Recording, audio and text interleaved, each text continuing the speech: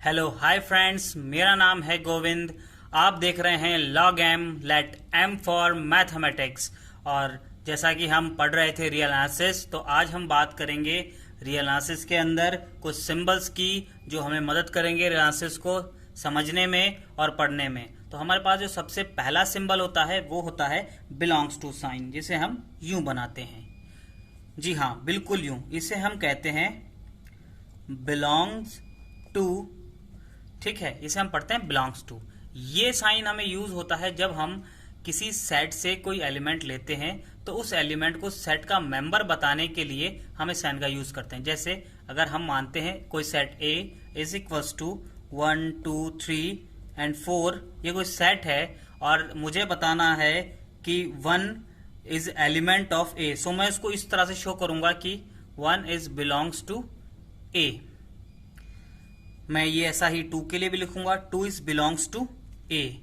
सो जब मैं ऐसा लिखता हूं कि 1 is belongs to A, that means 1 जो है वो मेंबर है ए का। और ऐसे ही 2 is belongs to A, that mean 2 जो मेंबर है वो है ए का, ए से लिया गया है। ठीक है। और इन जनरल हम जैसे मैं बात करूं कि x बिलोंग्स टू ए, यानी x जो भी मैं ले रहा हूं वो कहां से ले रहा हूं, ए से ले रहा हूं, तो बिलोंग्स टू का साइन इस तरह से होता है। अब हमारे पास आता है सेकंड सिंबल, जो कि है नॉट बिलोंग्स टू, जो कि बिल्कुल इसी तरह होता है। यदि मैं इस सिंबल के अंदर एक कट लगा देता हूं यूं, तो इसे कहते हैं not belongs to. It is called not belongs to. So what is the meaning of not belongs to, कि जब कोई एलिमेंट किसी सेट का मेंबर नहीं हो, दैट टाइम हम ये साइन यूज करते हैं। जैसे इस सेट की बात करें तो इस सेट के लिए मैं कह सकता हूं कि 5 इज नॉट बिलोंग्स टू ए, 5 इस सेट का एलिमेंट नहीं है। और सिमिलरली मैं ये भी कह सकता हूं कि 6 is also not belongs to A. So I think आप समझ गए होंगे इन दोनों साइंस का यूज, कि ये दोनों साइंस कैसे डिफरेंट है और कैसे इसका यूज किया जाता है। सो हमारे पास जो तीसरा साइन है वो हमारे पास है, जिसे हम कहते हैं such that sign. So such that sign दो तरह से बनाए जाते हैं। फर्स्ट ऑफ ऑल अगर मैं बात करूं तो सच दैट साइन को हम जब बनाते हैं तो वो बनाते हैं एक सीधी लाइन से, या फिर हमारे पास दूसरा ऑप्शन होता है कि हम उसे 2 डॉट के साथ इसे बना सकते हैं। सो इसका यूज कैसे करते हैं, ये तो एक साइन, इसे कहते हैं सच दैट साइन। मतलब कि सच दैट साइन मतलब कि ये जो साइन है वो सच दैट इस वर्ड के जगह पर यूज किया जा सकता है इन मैथमेटिकल वे। सो जब भी हम कोई सेट लिखते हैं, या जब भी हम कोई जो सेट का निर्माण करते हैं, तो उसमें हम जब भी सच दैट यानी कि किस तरीके से कोई चीज डिफाइंड है, तो उसके लिए हम इन साइंस का यूज करते हैं। जैसे अगर मैं कोई सेट लेता हूं B which is equals to, so x belongs to n such that x is between 0 and 5। so यहां पर ये जो खड़ी डंडी मैंने बनाई है ये है सच दैट, यानी कि हमने इस नंबर को, जो कि नेचुरल नंबर से लिया गया है, किस तरह से डिफाइंड किया गया है, वो तरह से शब्द का यूज करने के लिए हमें इस डंडी का यूज किया। ऐसे ही हम इन डॉट्स का भी यूज कर सकते हैं। मैं एक और सेट लेता हूं, जैसे x is belongs to the set of whole numbers such that, कि ये जो नंबर होगा वो होगा कुछ इस तरह से 0 is equals to x is less than 4। Okay, so यहां पर x w से इस तरह से लेना है सच दैट कि x वेरी करे 0 से 4 के बीच में और 0 भी उसमें आए। सो अब आप समझ चुके होंगे सच दैट साइन के बारे में, ये कहां यूज होता है और इसका मीनिंग क्या है। अब हम आगे बढ़ते हैं और आपको बताते हैं एक और इंपॉर्टेंट साइन के बारे में, जो है there exist. So what is there exist sign and how we use it. So there exist का जो साइन होता है वो हम बनाते हैं ठीक उल्टा ई। Okay, it is called there exist।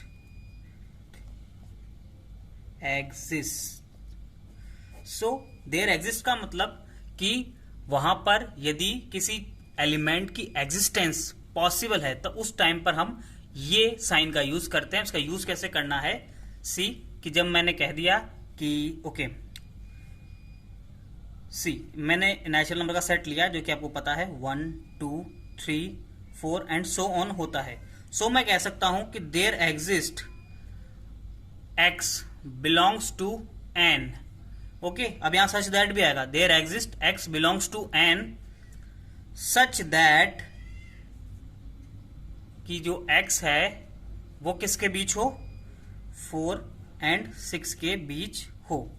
So you can see यहां पर ये बात ट्रू है क्योंकि एक ऐसा x n में एग्जिस्ट करेगा जो 4 और 6 के बीच में हो, दैट वाज 5।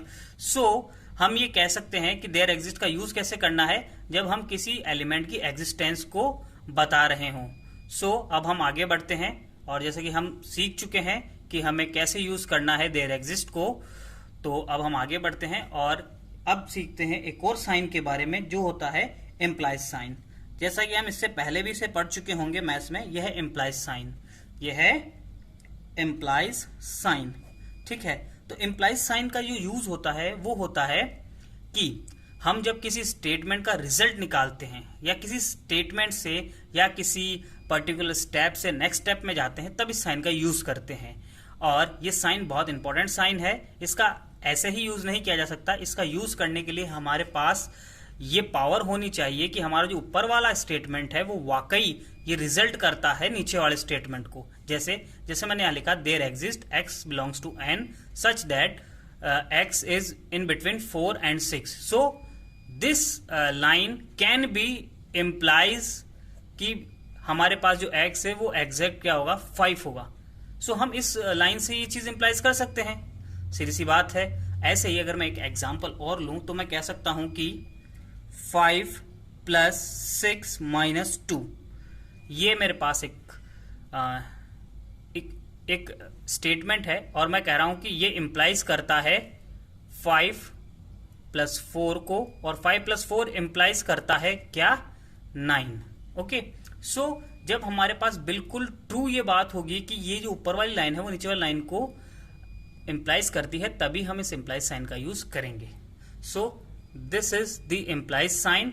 और अब हम नेक्स्ट जो साइन का यूज करेंगे वो है implies and is implied bye. सो ये साइन होता है इस तरह से, इसे हम कहते हैं implies and is implied bye. सो इस साइन का यूज हम तब करते हैं जब हमारा रिजल्ट जो पिछले स्टेप से नेक्स्ट स्टेप के रूप में आया है वो लास्ट स्टेप से प्रीवियस स्टेप में भी जाता हो। जैसे अगर मैं कहूं कि 10 plus 2 implies and is implies that कि वो 12 हो जाए। सो 12 होने का मतलब 12 को 10 प्लस 2 लिखा जा सकता है, ठीक है, और 10 प्लस 2 को 12 भी लिखा जा सकता है। सो ये इस कंडीशन पे यूज हो सकता है, लेकिन हम इसको यूं यूज ना करके केवल इम्प्लाइज साइन का यूज करते हैं। अब बोलो क्यों? क्योंकि जब हम बात करते हैं 12 को वापस 10 प्लस 2 लिखने के लिए तो हमारे पास 12 को सिर्फ 10 प्लस 2 ही नहीं अदर वेज भी है लिखने के लिए। ठीक है, हम उसको 5 प्लस 7 लिख सकते हैं और भी कई तरह से हम 12 को ब्रेक कर सकते हैं। So we can not be use the both side arrow sign which is known as implies and is implied by, because कि हम 12 को सिर्फ 10 प्लस 2 ही नहीं 5 प्लस 7 भी लिख सकते हैं। सो हम इसको यूज यहां नहीं करेंगे, हम यहां यूज करेंगे कौन सा, इम्प्लाइज, सिर्फ इम्प्लाइज साइन। सो हम अब इस साइन को कहां यूज करेंगे, हम उस साइन को यूज करेंगे इस जगह पर जहां हमने there exist x belongs to n such that x is between to 4 and 6। अब ये लाइन पूरी तरह से ट्रू है कि अगर मैं यहां पर ये साइन यूज कर देता हूं, ठीक है, कि x इज इक्वल टू 5, तो ये बिल्कुल सही है कि x इक्वल टू 5 ही होगा। और अगर मैं इसको उल्टा ले जाता हूं तो ये इस कंडीशन को भी फॉलो करेगा। ऐसा कोई दूसरा x एग्जिस्ट ही नहीं करता 4 और 6 के बीच में, ठीक है, तो यहां पर ये चीज यूज की जा सकती है बिल्कुल 100%। सो मेरे ख्याल से आपको समझ में आया होगा कि ये जो साइन है वो किस तरह से यूज किए जाते हैं। अब मैं आगे बढ़ता हूं और आपको बताता हूं कि और कौन कौन से साइन है जो हम जनरली यूज करते हैं। तो हमारे पास एक और साइन है, वो साइन है हमारा फॉर ऑल साइन, जिसे हम इस तरह से बनाते हैं। तो तो जो फॉर ऑल का साइन है वो एग्जैक्ट उल्टा ए बनाते हैं हम। तो इसका कैसे यूज करना है और ये कैसे फॉर ऑल होता है, उसके लिए हम एक एग्जांपल लेते हैं। लेट एन जो है हमारा नेचुरल नंबर्स का सेट है।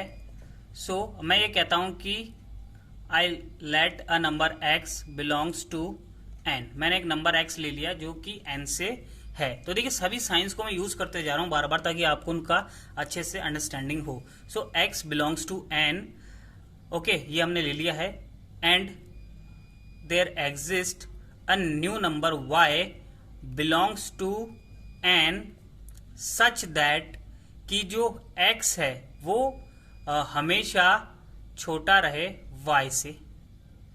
क्या हम हर एक x के लिए एक y ऐसा ढूंढ सकते हैं n के अंदर जो हमेशा x से बड़ा रहे?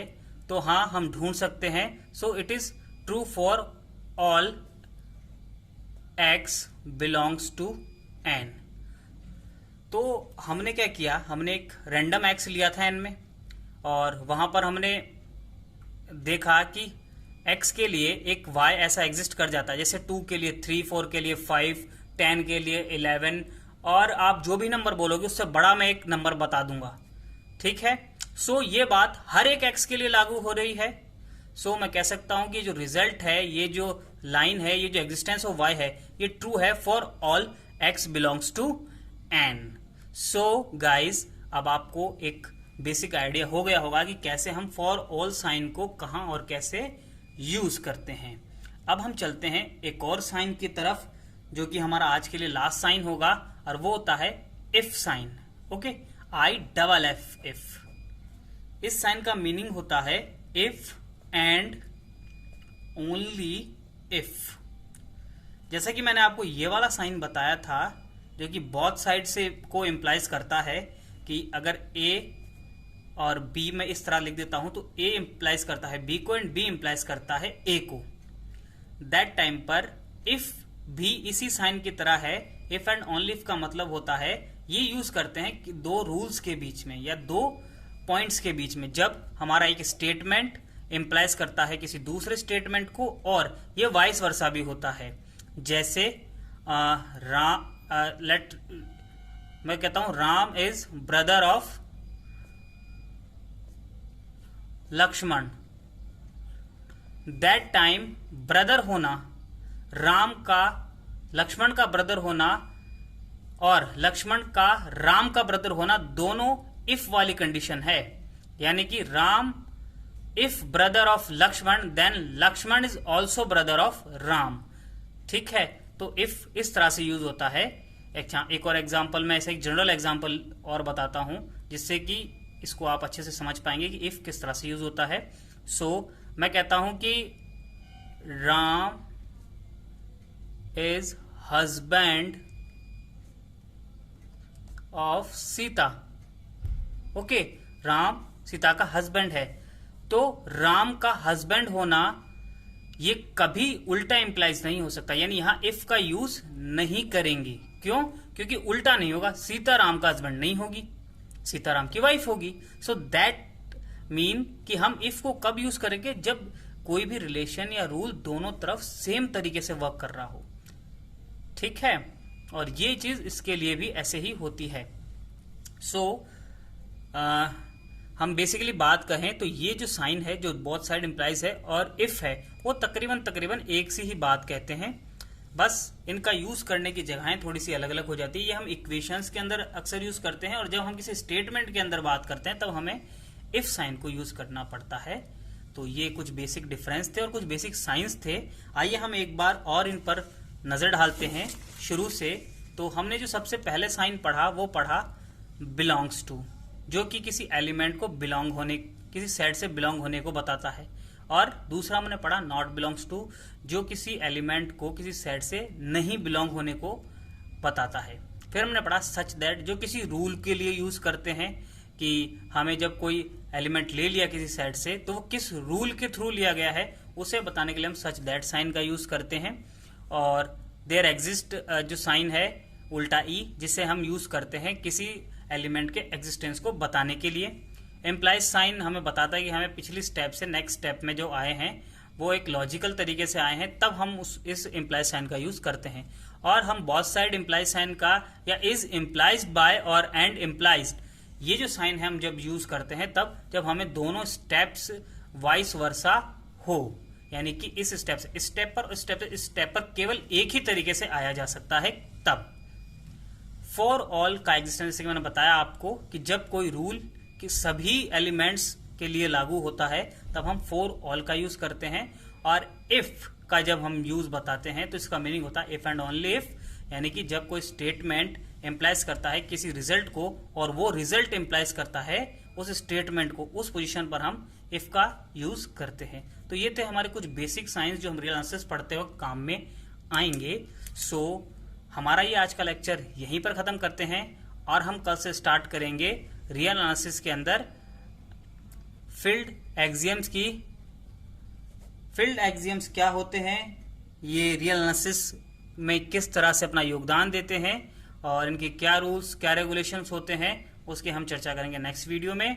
और आप अगर चैनल पर नए हैं तो चैनल को सब्सक्राइब करें और आपको ये वीडियो पसंद आया तो उसे लाइक करें, शेयर करें अपने फ्रेंड्स के साथ जो रियल एनालिसिस पढ़ रहे हैं और पढ़ना चाहते हैं। That's it from my side. मैं गोविंद सैनी, आप देख रहे थे log m, let m for mathematics.